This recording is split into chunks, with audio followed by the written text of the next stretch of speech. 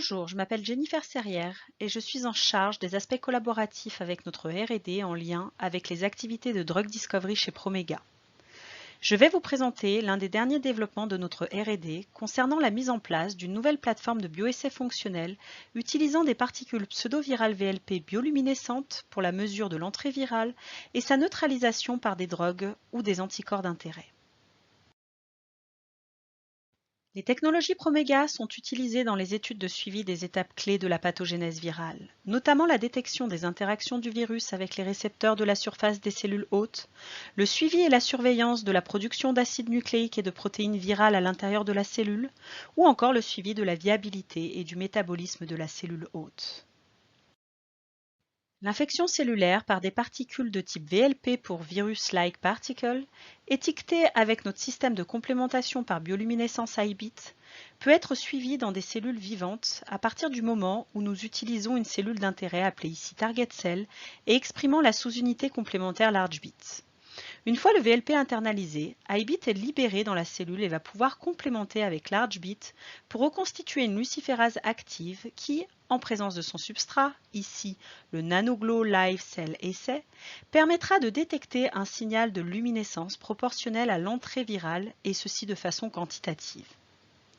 En présence d'un inhibiteur de l'entrée virale, on pourra mesurer une diminution de signal de bioluminescence qui sera proportionnelle à l'activité inhibitrice de la drogue et on pourra en calculer une IC50.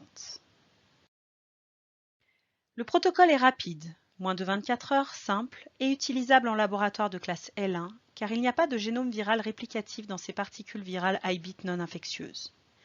Il vous suffit de préincuber les VLP IBIT avec votre anticorps thérapeutique ou anticorps induit, d'ajouter les cellules large bit, d'incuber de 3 à 24 heures puis de rajouter le réactif de détection de bioluminescence et de lire le signal avec un simple luminomètre.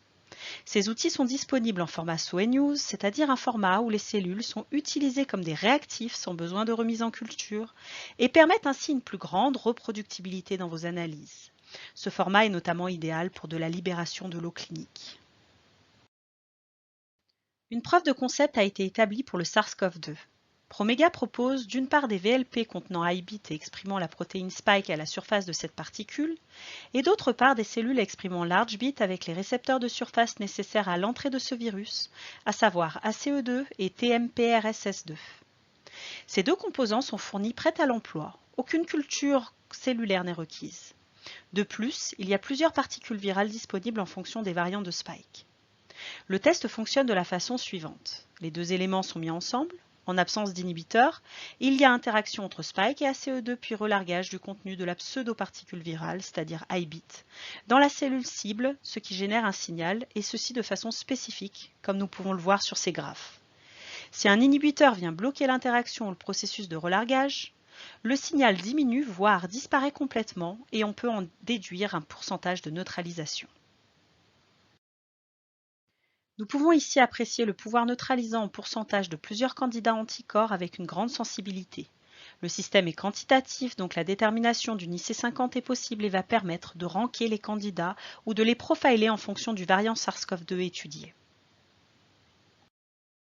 Ce test est compatible sur échantillons plus complexes type sérum pour du screening notamment afin de vérifier le pouvoir neutralisant des anticorps induits anti-SARS-CoV-2 après une infection ou une vaccination par exemple et ceci sur les différents variants disponibles. Enfin, outre la caractérisation d'anticorps thérapeutiques ou induits, ce test est également adapté pour mesurer l'efficacité d'inhibiteurs d'entrée du virus de type petites molécules chimiques, comme on peut le voir ici avec des inhibiteurs de protéase acérine qui ont une activité contre le récepteur TMPRSS2. Cette plateforme de VLP-IBIT est tout à fait adaptable à l'étude d'autres virus que le SARS-CoV-2 et des développements sont notamment en cours sur Ebola, MARV, le virus Nipah ou encore la grippe aviaire. Pour résumer, la plateforme VLP-IBIT fournit une méthode biologiquement relevante, rapide, sensible et fiable pour évaluer l'entrée virale et sa neutralisation par des drogues et biodrogues. Tout ceci manipulable dans un simple laboratoire L1 par rapport aux méthodes plus classiques avec virus actifs et avec des formats qui permettent une grande reproductibilité dans les analyses. Une preuve de concept a été faite dans le cadre du SARS-CoV-2, mais la plateforme est tout à fait adaptable à l'étude d'autres virus d'intérêt. Avec notre nouveau service TRS pour Tailored R&D Solution, nous pouvons développer pour vous de nouveaux outils type bioessais fonctionnels basés sur la bioluminescence et appliqués à vos cibles d'intérêt, qui vous seront indispensables pour caractériser vos anticorps ou drogues. Et nous pouvons encore tester pour vous vos biodrogues sur nos bioessais existants comme sur ces outils VLP-IBIT déjà disponibles. Si vous souhaitez en savoir plus sur cette nouvelle plateforme de bioessai VLP-IBIT et son adaptation possible pour l'étude de vos virus d'intérêt, je vous invite à vous rendre sur les différents liens mentionnés dans cette diapositive ou à nous contacter directement. Merci et à bientôt.